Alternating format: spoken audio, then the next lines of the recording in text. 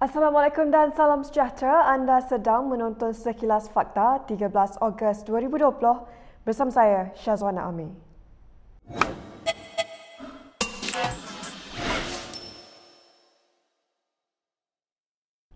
Kerajaan Perikatan Nasional komited untuk meningkatkan status sosioekonomi Bumiputera tanpa menjejaskan peluang dan hak kaum lain, kata Perdana Menteri Muhyiddin Yassin kepada Dewan Rakyat pagi ini.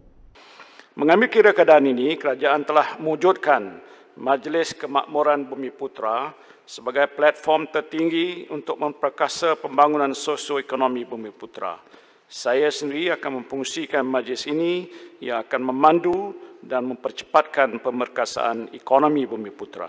Beliau menjawab soalan Ahli Parlimen Parit Bunta Dr. Mujahid Yusof mengenai langkah kerajaan meningkatkan ekonomi Bumiputera, khususnya semakin ramai yang menganggur tanpa menyalahkan bangsa lain.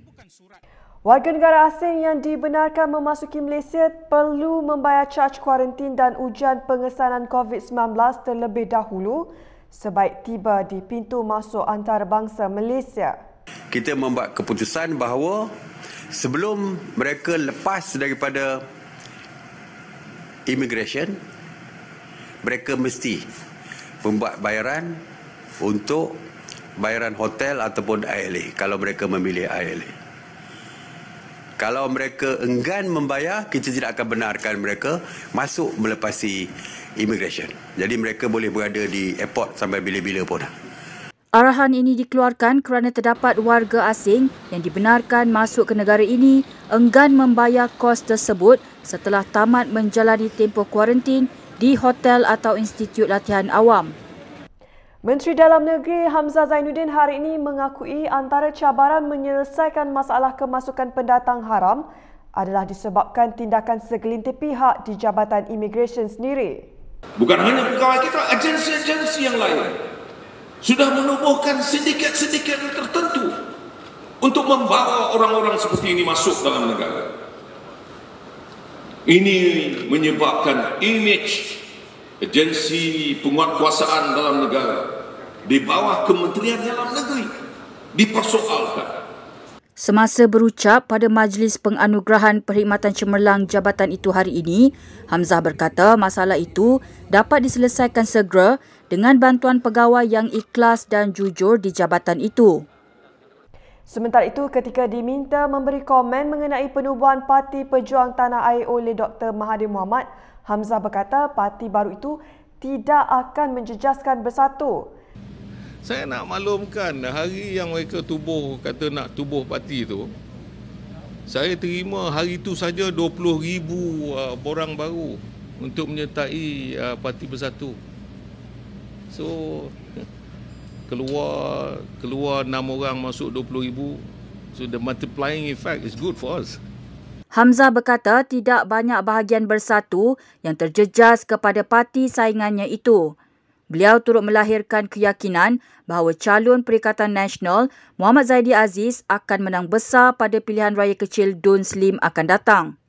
Ahli Parlimen Pembangkang hari ini mendesak kerajaan supaya mengkaji semula kadar denda sebanyak RM1,000 yang dikenakan terhadap orang ramai yang tidak memakai pelitup muka.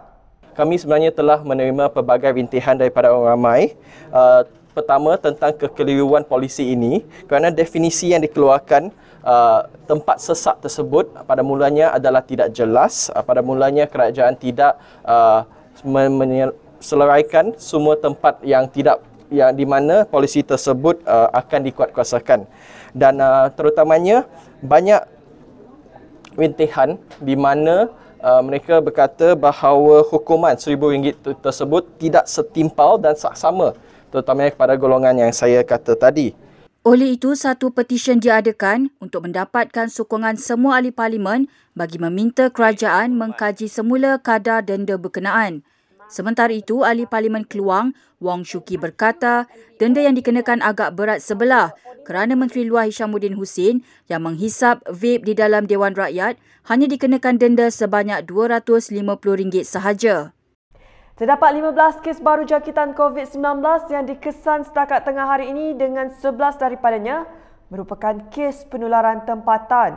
10 daripada kes penularan tempatan melibatkan warga negara Malaysia.